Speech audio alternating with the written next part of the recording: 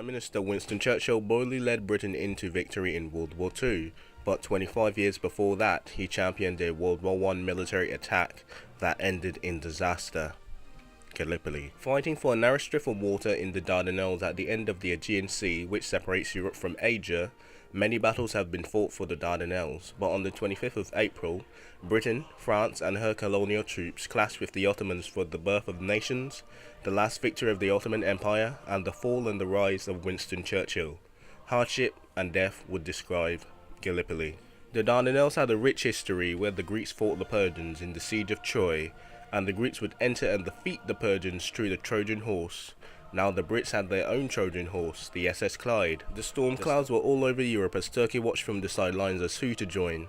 The sick man of Europe was on his deathbed, but in 1909 they had a revival of sorts, with the Young Turks coming to power. With Talat Akbed as the head, the infamous Enver Pasha, the Minister of War, who had been courted by the Germans and actually organised their army in the fashion of the Germans, and of course the father of modern Turkey, Mustafa Kemal, who had led the defences at Gallipoli. Under Colonel von Sanders, he wanted the Dardanelles to be more fortified and bring the Turks into the modern age with magazine-fed rifles, coastal defences, mines and mobile artillery units. In 1914, the Turks were thought to be inferior enemies to the Allies, but that would soon change in 1915. Even though 1914 wasn't the best example for the Turks, Sarakamish. The path through the Dardanelles were very vital to the Russians and the Entente powers to get to Russia with supplies and aid. The British made a foolish mistake by seizing the battleships in the shipyards which belonged to the Turks, thus driving the Turks closer to the Germans. The Germans gave them a replacement, the Goeben and the Breslau, and now the knot was tied and Turkey was at war with the Entente.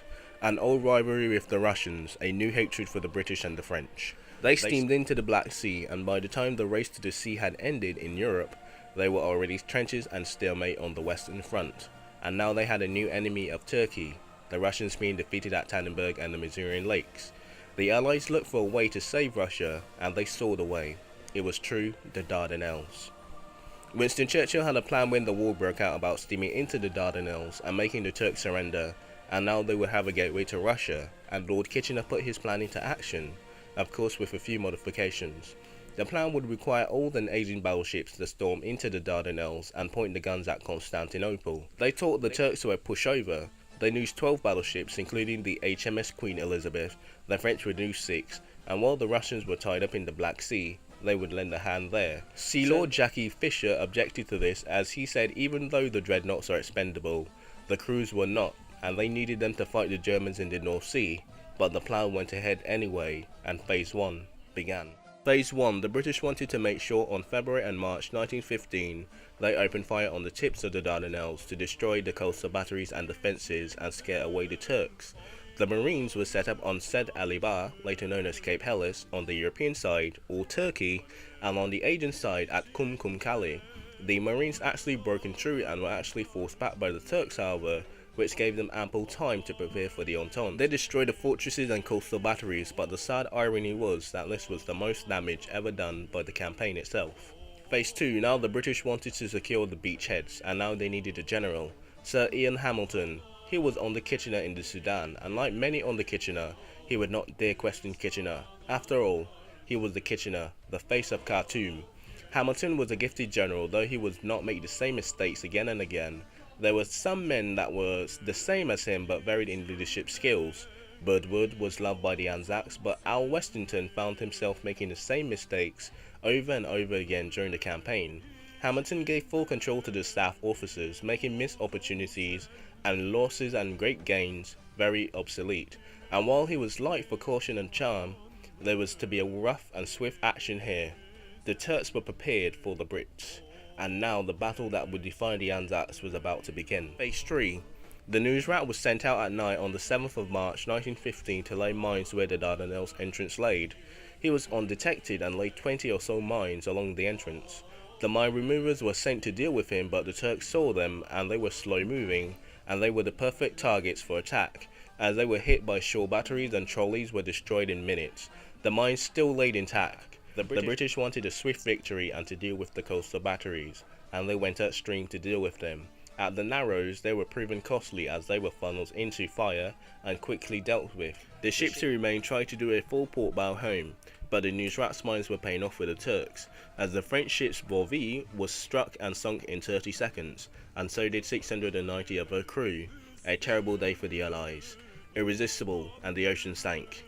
The Inflexible was very badly damaged but limped away as the crew stopped their fates by manually pumping the holes. Another French ship, the Sang-Froid, had been damaged and run aground to stop the sinking. The moribus for the Ottomans were high, and the demoralizing effect for the Entente would play into the hands of the Turks on April the 25th. Many admirals wanted to call off the attack, but some like Admiral Keyes wanted to press on.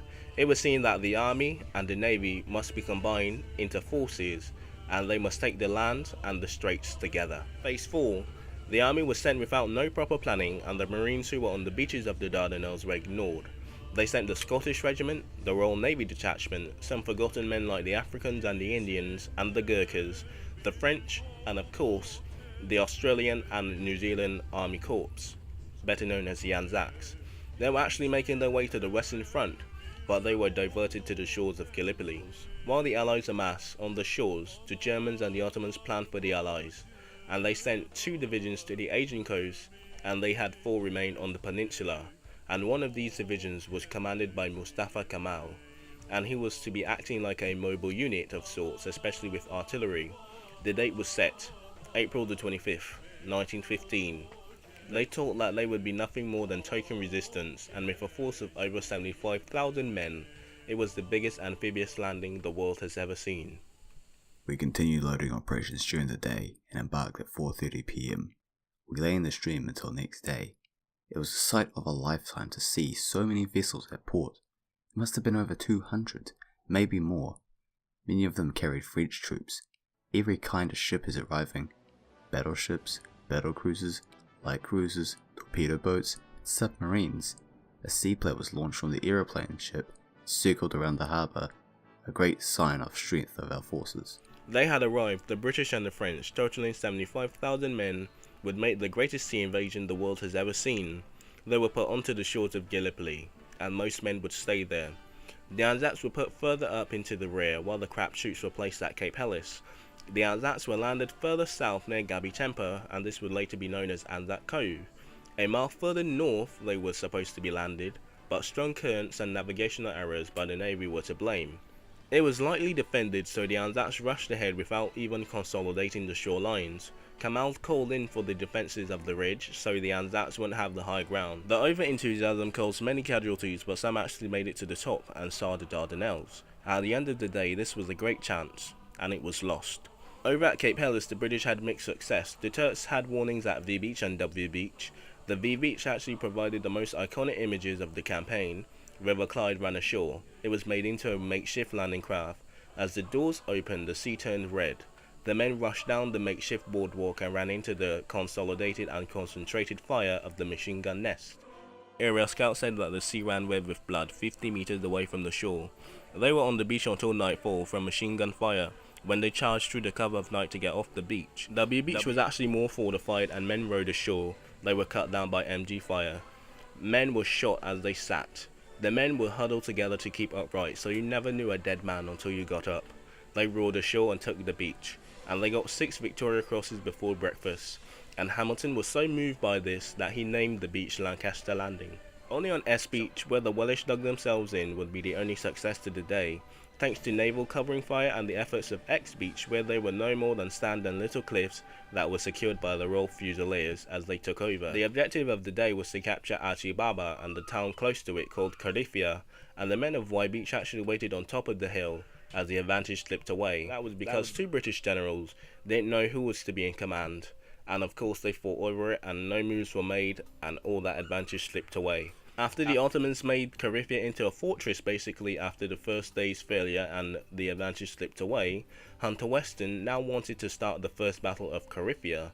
Thousands of lives were lost and months would go by and they would never capture this town or even Achi Baba. At Anzac Cove, some trenches were built to house the Anzacs, and they reports repeated Ottoman attacks and bayonet charges. And here and at the Somme they would be given the nickname Diggers. The fight in the trenches was just like on the Western Front, and 7,000 men were lost in just a few days. In the gullies, the Anzac legend of John Kirkpatrick was born. He and his donkey would carry the wounded to the boats, where they would go to the other boat off the coast, the hospital boat. He was killed just 3 weeks into the campaign, but saved more than 300 men, and from the Anzac side, and of course from the Turkish side, and he was a national hero in both Australia and New Zealand, even though he jumped ship in Australia, but it was a found presence throughout Australia and New Zealand. On Cape Helles trying to push into Achibaba, some officers wanted a night raid, but West End wanted a daytime raid, which ended in failure. The same mistakes over and over again, like we discussed. He would repeat these mistakes again, and at the same time he lost 6,500 men in this raid. Hamilton now wanted to switch from Cape Helles to Anzac Cove, but the Turks attacked. The Anzac Cove was nothing more than the Western Front, as living conditions were miserable, shortages of water and food, and they were common rats. The Turks attacked the Anzacs at Anzac Cove with 30,000 men, as they were met with concentrated rifle fire. When the Turks were all gone, it was their turn, and at the end of the day the gully was filled with rotting and smelling bodies. The Turks and the Anzacs had a truce to bury the dead, and like the Christmas truce before it, they were to befriend each other, only to shoot each other the next day. I shared a cigarette with an Ottoman soldier, and he gave me his last light. Maybe we're not so different after all. On the 5th of June, the Third Battle of Khamal was to be fought, along with the French, the forgotten ally of the story, even though Britain doesn't share the spotlight as well as the Anzacs. The new attack plan from Hamilton was to attack from Lone Pine, Suvla Bay, the Neck, and push into Khamal to encircle the Ottomans. The main attack was to be launched from Anzac Cove, and the Anzacs would need to climb into the gullies to capture Chruchill. The 13th Corps' 10,000 men would join the Kiwis and the Gurkhas. They knew Khamal and his men had control of the heights, but they didn't know how much men he had or how well they were dug in. The Gurkhas and the British took the left flank, and the New Zealanders took the crest itself. They held for 2 days before Khamal drove them off. Khamal noticed on his right flank as well that the Anzacs at Anzac Cove were ready to push on, and they got well dug in on the right flank. It took 3 Australian battalions and 2 days just to take the place. The only man to make Gallipoli his was Khamal. He was ruthless and a key strategist. Hamilton could only make moves after Khamal did. Hamilton's standing in London was terrible, and the cabinet and the newspaper was the last straw. He was recalled and ordered Winston Churchill to be fired from his position. It would prove to make him in the end for World War II, but that's another story. As the Gallipoli campaign worsened and worsened, Kitchener ordered for the evacuation, which was the only success of the whole campaign. Not one man was lost, thanks to drip rifles, some unlikely recruits of dummies, and of course moving at night in the concealment of the night time. And by the time the Turks noticed, everyone was gone. 58,000 men set foot on the beaches, and some never left. It gave birth to 2 new nations, New Zealand and Australia. The Indians saw that the mighty imperial masters were defeated, giving way for colonial self-determination, and a key figure would be down in the dumps but will rise to the occasion in World War II. And the father of Turkey was made on the shores of Gallipoli. The trenches were totally different than what I expected. It was short if you put your head up and look around. Even the periscope mirrors, measuring 3 inches square, at most were picked off one after the other. And when the Turks came charging, they would usually cry, Allah, Allah, and our boys replied, come on you bastards, we'll give you Allah. From the frequent use of this word, the poor Turk wanted to know if Allah, the bastard, was one of our gods. Thanks for watching. Australian done by me, English done by me, and of course, that weird New Zealander voice was done by Captain Caleb. So we have the full trinity, the Anzac and the British. So I hope you enjoyed. Thanks for Captain Caleb for doing this quick one. It was pretty late at night where he is. He's actually from New Zealand, so they're like, I think it's tonight right now because it's 3 o'clock. And 3 o'clock, yes, we gotta go. The children are coming home. Even the baby's up. Didn't make too much noise, but when the children get home, oh lord. Anyway, thanks for watching. Thanks for the weird accent, from Didgeridoo land, yeah. And that's not meant to, thing the Australians, because we all know that the Australians and the Anzac, we all know the Australians and the New Zealanders did well on the shores of Gallipoli. They made a name for themselves, and every day from that day on was also be known as Anzac Day. I think from the day it happened, from 1915, they celebrated it from, I think, a bit after World War One, because there's no lulls in the trenches. Even though they actually celebrated it in the Korean War and Vietnam, they actually had a little bit of lull, a little bit of celebration, and then that's when the enemy attacks. So if you wanna have a national day, at least be in a fortified place, because the enemy would kind of know that you're having a lol day. So anyway, thanks for watching. Hope you enjoyed. And at the end, I kind of petered out, but we made it to the end. We made it. We had self-determination, and we made it. And I have a whole hour to edit. Oh my god. Well, see you at 6 o'clock, I guess. Learn something. And it's my birthday, so yeah, this is our birthday present, I guess. This is my birthday special for you guys, so hope you enjoy it. Learn something. Oh my god, my voice.